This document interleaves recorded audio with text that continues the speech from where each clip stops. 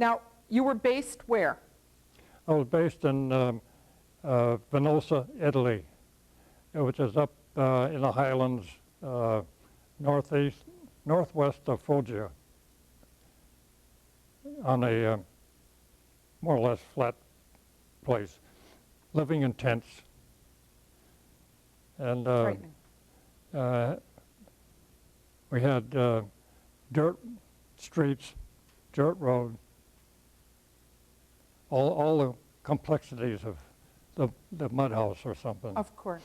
Now, in your 35 combat missions and 50-some runs, you were near Munich, flew over Berlin.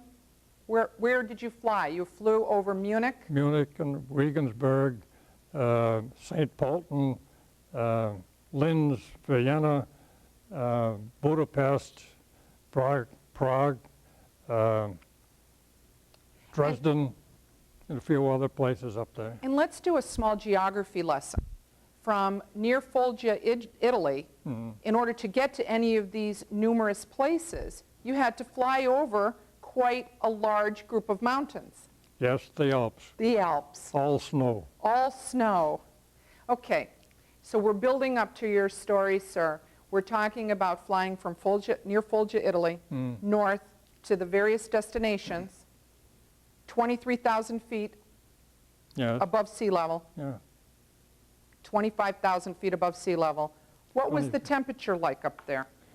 Well, anywhere from 40 degrees below zero to 76 below zero. And you've brought the most fascinating pictures, I think, in my opinion, that I've ever seen. These are pictures of actual bombing missions. Yes. I have on my left a picture from Linz. Yes. And closer to you is from Prague. Prague. Talk to me about this. These are actual bombs. I don't know if the picture can pick it up. But what were you doing? You were hitting specific targets. Specific targets. What was your role as a B24 bomb turret gunner and all of that? What did your mission entail? The plane's mission was on Linz was the Hermann Goering Tank Works. Yes. And if you destroyed his production, you destroyed their tanks. That's right. And on Prague, it was a major railroad crossing, collection point, marshalling yard. Yes, you know, you had tried to explain to me what a marshalling yard is, and I think it would serve our viewers a great service if you would tell us. What is a marshalling yard? A marshalling yard is a series of railroad sidings off the main line where the trains would come in and they'd break them up into different categories of where they were going to go and where they're going to return to. And then they would reassemble them on the main line and and deliver their cars to the next target, to the next station or wherever it was going. Right. And the Germans got smart after a while, didn't they? Oh, they did.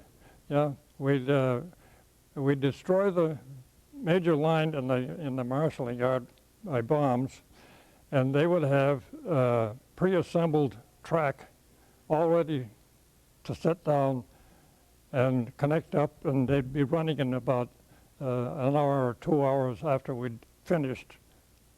So instead of individual ties or individual it was all tracks, yeah. It was almost like a child's play set. They do it here in the States now. Yeah. If they have a derailment, they have these that they send up on a flat car, and all they do is throw away the old ones and put the new ones back down again. Right. And in those 35 combat bombing missions, I would say that your efforts with ball-bearing plants and oil distilleries, in Vienna, in everything, yeah, you helped make sure that their supply lines, that their efforts were ended. That was the Strategic Air Force. Destroy their communications, the rail lines, destroy their manufacturing facilities, and destroy their fuel refineries. No fuel, no ball bearings. That's it. And that's how you win the war. That's how you win the war. That's how you win the war. You know, I met you, and this is worth adding. I met you when we were honoring a Tuskegee Airman, Yes, and you came out to honor him. Tell me about the role of the Tuskegee Airmen. That's the all-black elite flyers during World War II that provided escort. Tell me about your feelings toward them. Well, we could always see them out on the horizon almost, just like a bunch of mosquitoes flying around. And as long as we knew that they were there, we had a lot of assurance that we weren't going to be harassed by the German fighters. That's right. And just for the edification of our viewers and to honor them for providing support for you, not one bomber was shot down during World War II under their escort. Isn't that correct? I think we had read that. I know that they didn't lose a plane. That's right. But we did. Oh. But mostly from anti-aircraft fire. Right. Okay. Now, you had a very dangerous mission. And from reviewing your paperwork, I would say it was the most dangerous mission. And with permission, will you take us to October 7th, 1944, All right. and how you got your Purple Heart? All right. We were on a bombing mission to Vienna for a bomb drop on a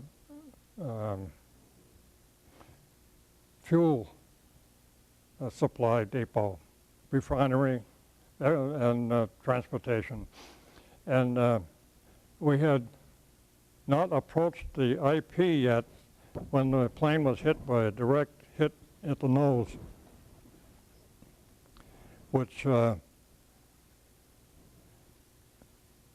exploded all the plastic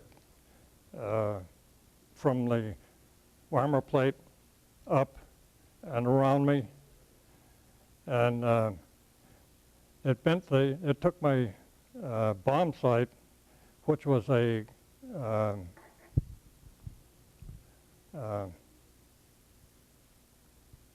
some kind of a composite crisscross glass, and it exploded in my face, and that left, my flak helmet left, my heated goggles left, my parachute disappeared out of the turret, and I was sitting there